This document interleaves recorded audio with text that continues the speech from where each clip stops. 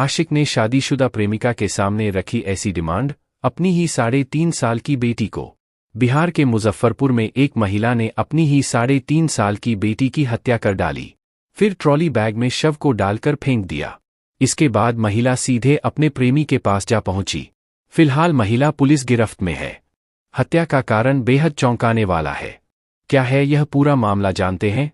बिहार के मुजफ्फरपुर जिले में एक कलयुगी मां ने अपनी ही 3.5 साल की मासूम बच्ची को मार डाला, वो भी सिर्फ इसलिए क्योंकि मां जैसे ही घर से निकलने लगती थी, बेटी उसके सीने से लिपटकर रोने लगती थी।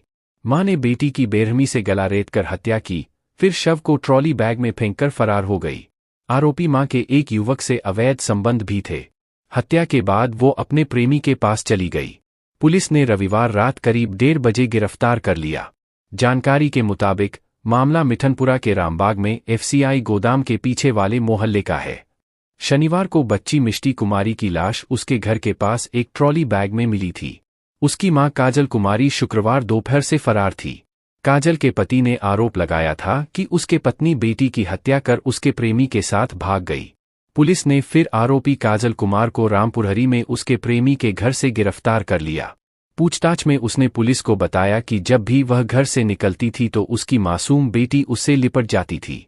बेटी के कारण वह अपने प्रेमी से मिलने नहीं जा पा रही थी, इसलिए उसने बच्ची की हत्या कर डाली, फिर शव को ट्रॉली बैग में रखकर छत से घर के पीछे गड्ढे में फेंक दिया।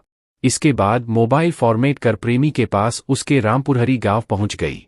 हत्या के बाद पछतावा।